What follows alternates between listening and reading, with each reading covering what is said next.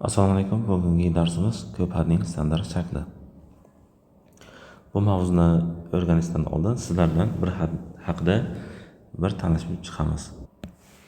Xo'p, bir had deb yolg'iz sonlar va yolg'iz harflar va ular yordamida tuzilgan ko'paytmaga bir had deyiladi.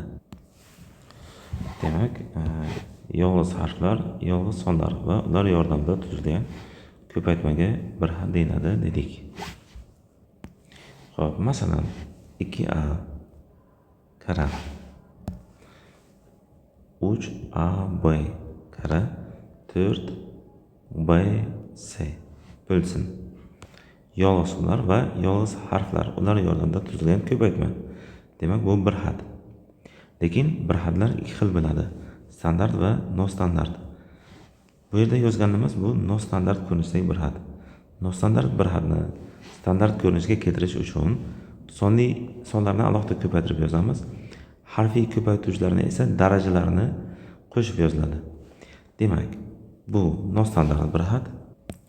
Standartga keltirish uchun sonlarni ko'paytirib chiqamiz. Xo'p, 24 a ning kvadrati b ning kvadrati kara c. Bu esa standart bir had. Har doim yoki ko'pincha nostandart bir had kelsa, biz uni standart ko'rinishga keltiramiz. Ana endi bitta qoida aytaman, yaxshilab eshitib olinglar. Standart bir hadning sonli ko'paytuvchisiga koeffitsient deyiladi. Standart bir hadning sonli ko'paytuvchisiga koeffitsient deyiladi. Demak, bu bir hadning koeffitsiyenti nimaga teng ekan? 24 ga teng ekan. Chunki sonli ko'paytuvchisi 24. Yana bitta qoida aytaman. Xo'p, standart bir hadning harfiy ko'paytuvchilarning darajalarining yig'indisiga bir hadning darajasi deyiladi. Xo'p, buni darajasi nechaga teng ekan? Harfiy ko'paytuvchilar darajalarining yig'indisi. Darajasi 5 ga teng ekan. Tushunarli? Xo'p, ana endi yana bitta qoida aytaman. Koeffitsient haqida gapirdik-ku boya. Yana bitta qoidacha bor. Faqat koeffitsiyenti bilangina farq qiluvchi bir hadlarga o'xshash bir hadlar deyiladi. Faqat koeffitsiyenti bilan farq qiluvchi bir hadlarga o'xshash bir hadlar deyiladi. Xo'p, nima degani? O'xshash bir hadlar. Masalan, misol uchun deylik, 24 a kvadrat b kvadrat c va 30 a kvadrat b kvadrat c. Bu bir haddan bu bir had o'xshash. Nega? Chunki koeffitsiyenti bilan gina farqlayapti. Agar men koeffitsiyentlarni o'chirsam, ikkalasi bir xillashib qoladi. Tushunarli? O'xshash bir hadlar bo'lib qoladi. O'xshash bo'lsa nima bo'ladi deyishingiz mumkin. O'xshash bir hadlarni qo'shish, ayirish, soddalashtirish, ixchamlash mumkin. Xo'p, savol keladi. Agar o'xshash bo'lmasa-chi? Masalan, 2ab 3b kvadrat c deydik. Bu bir had o'xshashmi? Yo'q, o'xshash emas. Chunki koeffitsiyentni o'chirsam agar qolgani bir xillashib qolmaydi. Demak, bular o'xshash emas. O'xshash bo'lmasa, bularni qo'shib ayirib bo'lmaydi. Shunday qoladi. Variant ham shunaqa javob beradi. Tushunarli? Demak, o'xshash bo'lsa qo'shish ayirish mumkin, o'xshash bo'lmasa qo'shib ayirib bo'lmaydi. Qachon o'xshash bo'ladi? Faqat koeffitsiyenti bilan farq qiluvchi bir hadlar o'xshash bir hadlar deyiladi. Ularni qo'shish ayirish mumkin deb aytdik. Xo'p, bu bir had haqidagi tushunchalar edi. Ana endi ko'p hadni ko'ramiz sizlar bilan. Xo'p, ko'p hadning ta'rifi bir nechta bir hadning algebrik yig'indisiga ko'p had deyiladi. Bir nechta bir hadning algebrik yig'indisiga. Kimdir aytadi, ustoz ayirmasi ham bir hadmi? Albatta, yig'indini nazarda tutgandan keyin ayirmasi ham nazarda tutiladi. Xo'p, demak, yana bir marta bir nechta bir hadning algebrik yig'indisiga ko'p had deyiladi. Masalan,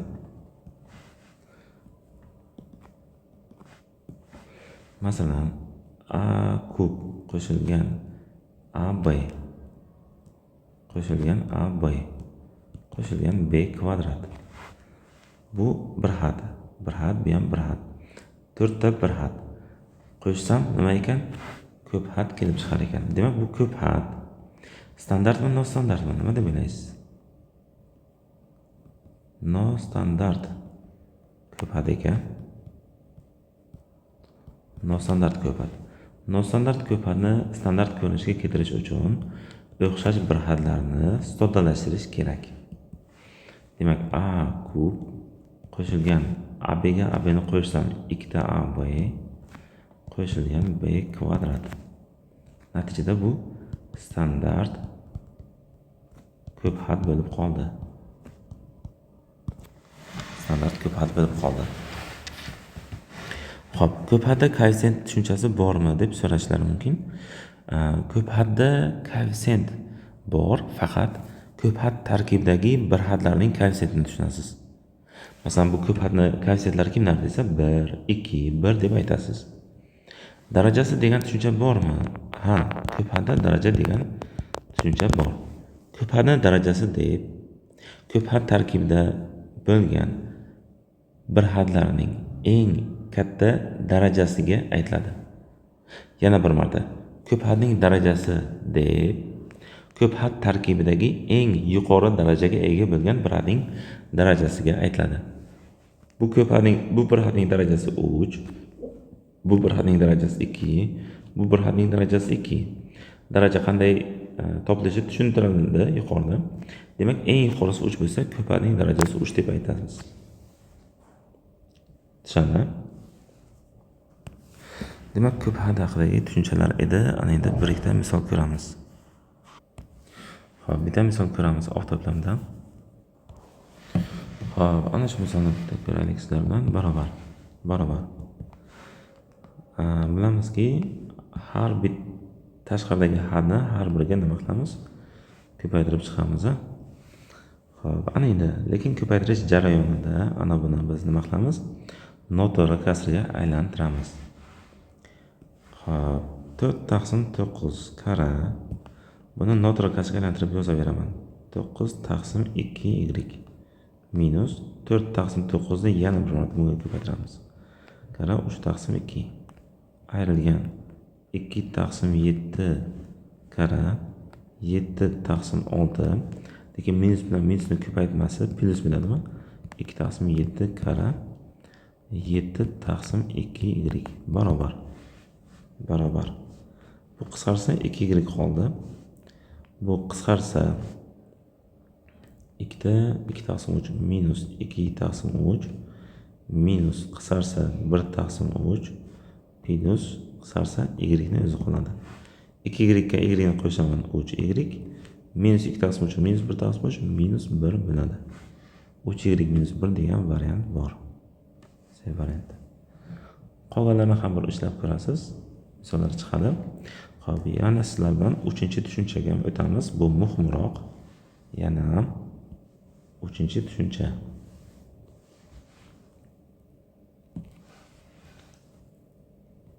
Ko'p xat haqidagi qo'shimcha tushunchalar. Xo'p, bunga diqqatingizni oshiring. Endi bironta ko'p xat olaman o'zimdan. Ko'p xat P bilan yoki A bilan ifodalanadi yoki B bilan. Qavsi X deb qo'yadi. Ya'ni X ga bog'liq demoqchi bo'ladi. Ko'p xat P ko'p xat P ad X o'xshashi P ad X ko'p xat X ga bog'liq. Masalan, 2x ning 5-si minus 3x ning 4-si minus 7x ning kubi qo'shilgan 2x kvadrat minus 5x plus 3 deylik. Ana shunaqa bir ko'p xat. Demak, 5-darajali ko'p xat. Nechtadan iborat? 1, 2, 3, 4, 5, 6 ta. Demak, 6 ta xatdan iborat. 6 xat desangiz ham bo'ladi aslida. Yoki ko'p xat desangiz ham bo'ladi nomini. Koeffitsientlari yig'indisini so'ralsa. Shunaqa savollar bor. Koeffitsientlari yig'indisini so'rasa, nima qilamiz? Koeffitsiyentlar deganda 2, 3, minus 7, 2, minus 5 va shularni qo'shib chiqishim kerakman. Ana shularni yig'indisini topish uchun o'ylab ko'ringchi, x o'rniga nimani qo'yamiz? Birni qo'yamiz, birni qo'ysam agar shu narsani beradi. Demak, koeffitsentlari yig'indisini topish uchun x o'rniga 1 ni qo'yishimiz kerak ekan.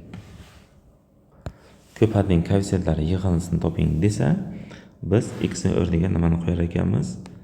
X o'rniga 1 ni qo'yar ekanmiz. Natijada koeffitsentlari yig'indisi kelib chiqar ekan. Keyingisi. Xo'p, ko'p hadning ana bu ozod hadi deyiladi. Oldida x yo'q, demak ozod had. Ozod had faqat 3 qolishi uchun nima deb o'ylaysiz? X o'rniga nimani qo'yay? X o'rniga nolni qo'ysam agar, buning hammasi 0 bo'lib, faqat ozod had qoladimi? Demak, ko'p hadning ozod hadini topish uchun x o'rniga nolni qo'yar ekanman. Tushunarlimi? Keyin 3-chi. Xo'p, ko'p hadni ozod bo'lmagan hadlari yig'indisini so'rasa. Ozod bo'lmagan hadlari degani, ya'ni x oldidagi koeffitsentlar. Ana shular. Ozod bo'lmagan hadlari yig'indisini toping desa, barcha koeffitsentlari yig'indisidan uning ozod hadini nima qilamiz? Ayiramiz. Barcha koeffitsentlari yig'indisidan uni ozod hadini ayiramiz. Barcha koeffitsentlari yig'indisi piyat 1 edi, ozod hadi piyat 0 edi. Shuni ayirish kerak ekan. Ana shu formula bilan toplar ekan. Ozod bo'lmagan hadlari yig'indisi. Ko'p hadning ozod bo'lmagan hadlari yig'indisi. Piyat 1 minus piyat 0 bilan toplar ekan. Xo'p, ana endi misolimizni sal chekkaroq olib qo'yaylik-da. Sal chekkaroq olib kichikroq qo'yaylik. Kichikroq iloji bormi? Mana. Shu yerda tursin. Xo'p, 4-chi. Bizdan so'raydi ko'p hadning juft darajali hadlar oldidagi koeffitsentlari yig'indisini. Ko'p hadning juft darajali hadlar oldidagi koeffitsentlari yig'indisini so'raydi. Xo'p, juft darajali hadlar kimlar? 3, 2, keyin ana bu 3 ham. Chunki oldidagi koeffitsenti bu x darajasida 0 deganda, juft darajali hadlar oldidagi koeffitsentlar yig'indisini toping desa, nima qilamiz? Bir marta 1 ni qo'yasiz. 1 ni qo'ysangiz bu hamma koeffitsentlari yig'indisi kelib chiqadi. Bir marta minus 1 ni qo'yasiz. Minus 1 ni qo'yganingizda kimlarning ishorasi o'zgaradi-yu, kimlarning ishorasi o'zgarmaydi. Toq darajali hadlar oldidagi koeffitsentlar ishorasi o'zgaradi. Juft darajali hadlar oldidagi koeffitsentlar ishorasi o'zgarmaydi.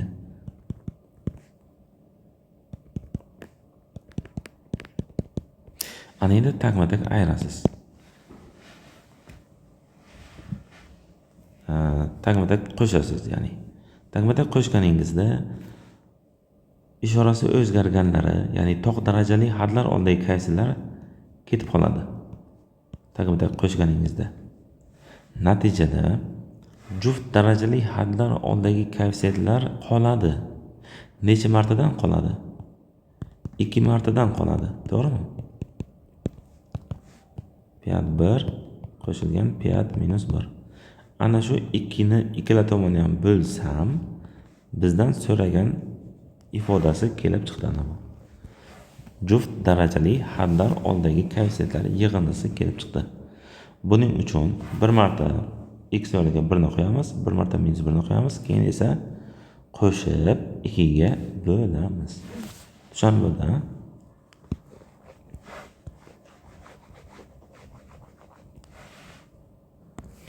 Juft darajali hadlar oldidagi koeffitsentlar yig'indisini so'rasa, bir marta 1 ni qo'yasiz, bir marta minus 1 ni qo'yib, ikkalasini qo'shib 2 ga bo'lasiz. Tushunarlimi? Xo'p, ana endi 5-chi. Toq darajali hadlar oldidagi koeffitsentlar yig'indisini so'raydi. Toq darajali hadlar, demak, kimlar? 2, minus 7 va minus 5. Ana shularni yig'indisini so'rayapti. Unda nima qilamiz? Bir marta 1 ni qo'yasiz.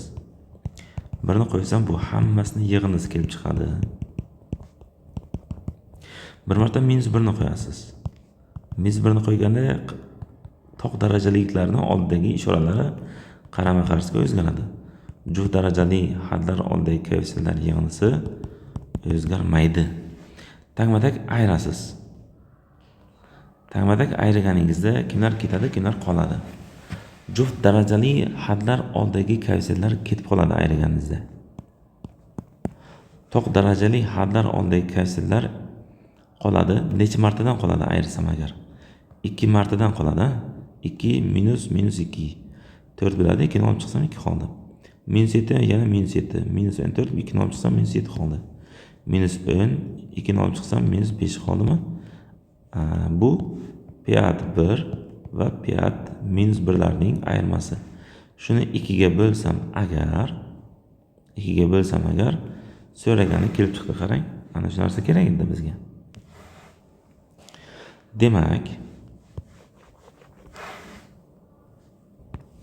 Demak, to'q darajali hadlar oldidagi koeffitsiyentlar yig'indisini topish uchun bir marta x o'rniga 1 ni qo'yamiz, bir marta -1 ni qo'yamiz,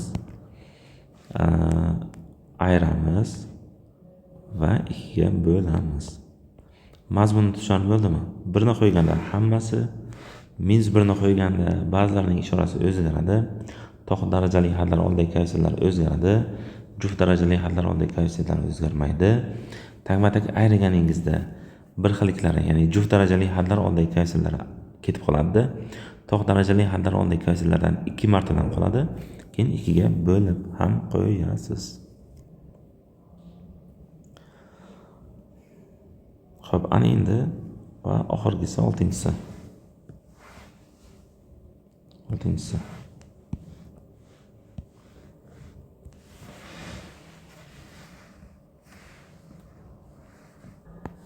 Xo'p. Qarang. Biroz nozikroq. Piyat x ni x minus a ga bo'lganimizda natija nimadir chiqadida qoldiq r bo'lsin. Biz bu qayerdan kelib chiqdi? 7 ni 2 ga bo'lsam 3 chiqadida bir qoldiq-ku. Xuddi shunday ko'p hadda ham shu munosabat o'rinli. Ko'p hadni x minus a ga bo'lganimda natija yana nimadir ko'p had chiqadida qoldiq r bo'lsin. Bizdan shu qoldiq nimaga teng deb so'raydi odatda. Qoldiqni o'zi qolishi uchun bu qismi 0 bo'lib yo'qolib ketishi kerak-da. Bu qismi 0 bo'lib yo'qolib ketishi uchun biz x o'rniga nimani qo'yamiz? X ni o'rniga a ni qo'yamiz. Natijada piyat a teng x o'rniga a ni qo'ysangiz 0 bo'ladi. 0 ni yozib o'tirmayman, baribir r. Qoldi. Demak, xulosa piyat x ni x minus a ga bo'lgandagi qoldiqni, ya'ni r ni topish uchun x o'rniga nimani qo'yar ekanmiz? A ni qo'yar ekanmiz. Xo'p, ana bu yerdan izoh sifatida yozaylik. Piyat x teng x minus a kara, ya'ni piyat x ni x minus a ga bo'lganda natija yana qanaqadir ko'p had chiqadi, qoldiq r ga teng. Xo'p, x o'rniga a ni qo'yganimda bu yo'qolib 0 bo'lib ketadi-da, qoldiq r qoladi. Agar aytsaki piyat x minus a ga qoldiqsiz bo'linadi desa, unda piyat a teng nimaga? 0 ga tenglashtiriladi. E'tibor uchun rahmat. Sog' bo'linglar.